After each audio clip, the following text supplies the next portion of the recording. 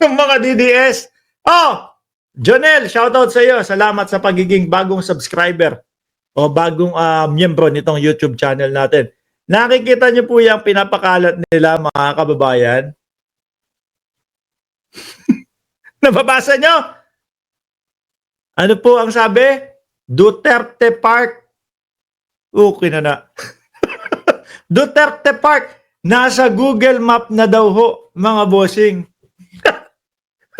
Saan yun? Yung Duterte Park. Ang titigas naman ng mukha ninyo para ipangalan nyo kay dating Pangulong Duterte. Yang labas ng ICC, mahiya naman kayo. Ano? Binubulabog nyo nga yung mga nakatira dyan, hindi ba kayo nahihiya? Oh. Ano dulot nyo dyan? Wala, ingay.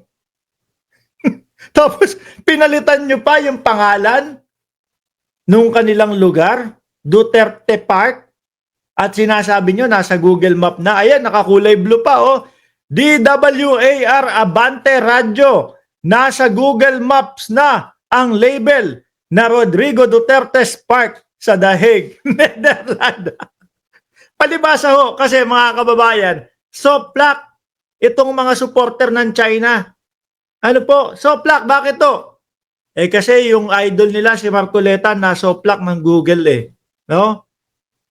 Yung nagsasabi, mga kababayan, mga boss, chief, amo, sir, na there is no such as West Philippine Sea, o ayun, hanggang ngayon hindi makaimik, wala tayong marinig.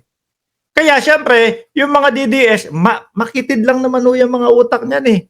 Maliit lang ho yung mga kaalaman niyan eh. Gagaya, gumaya. O, kung kayo, merong West Philippine Sea, kami, may Duterte Park, no? Sa Google Maps. Inggit na lang yan. Huwag kayong mag-alala. Yung West Philippine Sea na pagkakatala doon sa Google Map, eh lahat tayong Pilipino. Ano po? Lahat tayong mamamayang Pilipino ang taas noo doon. Pero dito sa Duterte Park, mahiya naman kayo. Huwag nyo namang sabihin na buong Pilipino o buong Pilipinas ang nagpalit niyan. Sabihin nyo mga DDS lang. Actually, pinapaalis na nga kayo dyan eh. Di ba, mga kababayan? Oh, actually, pinapaalis na kayo dyan. Bakit? Pinuwi mo ba naman? Maglagay pa kayo ng video, okay? Oh, yung paligid niyan, mga bossing, ano yung paligid niyan? Mga residente, naiingayan. Nakakahiya yung ginagawa ninyo. Oh, di ba? Meron pang kung ano-anong mga lilalagay. Yung mga taong gustong magtrabaho kinabukasan, mga kababayan, hindi makatulog ng maayos. Ano sabi ng mga kapulisan? Hindi kayo pwedeng lumagpas ng 50 katao dito sa harap ng ICC. Sabi ng mga DDS, mga bossing. Sabi ng mga DDS, si Marcos, inutusan yung mga pulis doon sa the Netherlands para 50 lang. Para sabihin, walang sumusuporta kay dating Pangulong Duterte. Ha? Pati ba naman yun kayang utusan ni Pangulong Bongbong Marcos? Lahat na lang ho ng kilos, mga kababayan, si Pangulong Bongbong Marcos ang may kasalanan. Di ba?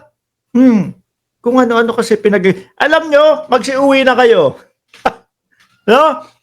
Kayong mga nandyan sa labas ng ICC, magsiuwi na kayo. Bakit? Walang maitutulong. Lagi ko sinasabi sa inyo, walang maitutulong yung pagtambay nyo dyan. Baka yung iba sa inyo gusto lang kumita eh. No, benta ng pagkain, ganito. Oh.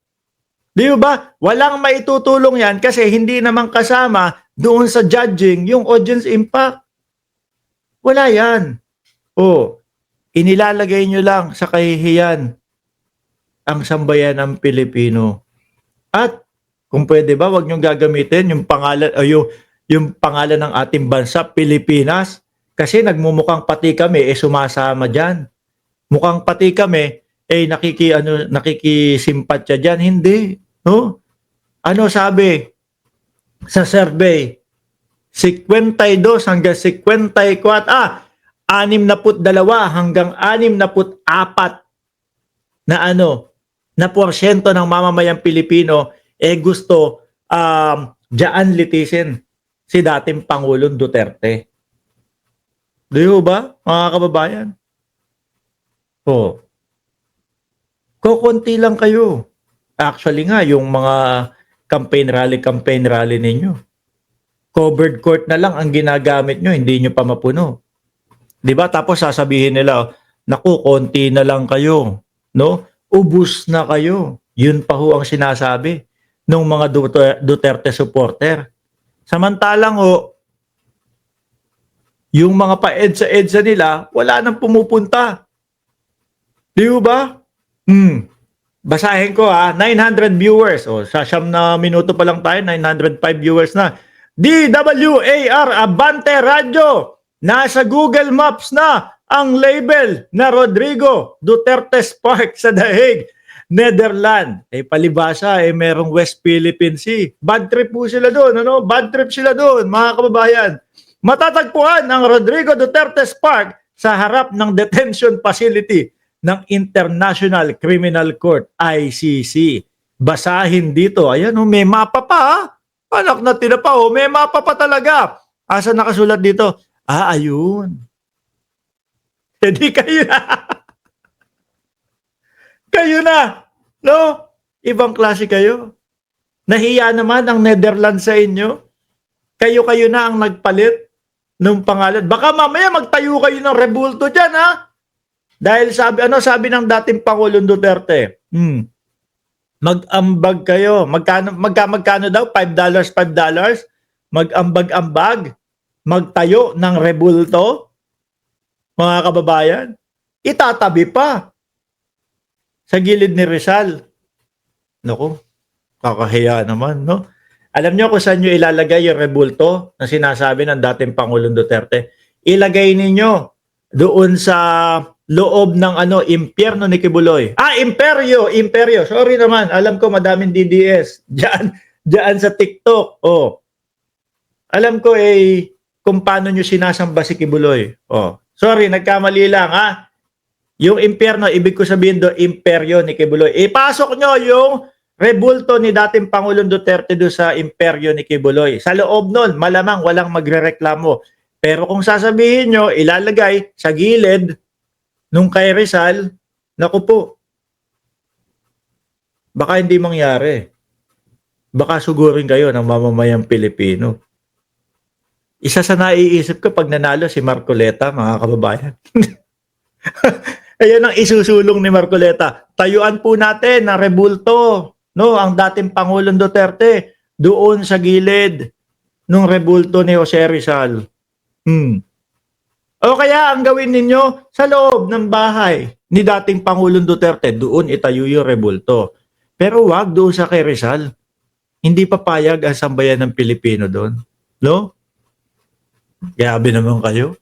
Ang hihina naman ng kukote nyo. Ito, nagkaroon ng West Philippine Sea o Duterte Park sa Daeg. Nasa Google Maps na. Ay, Diyos ko po. Ewan ko lang kung may maniwala sa inyo yan.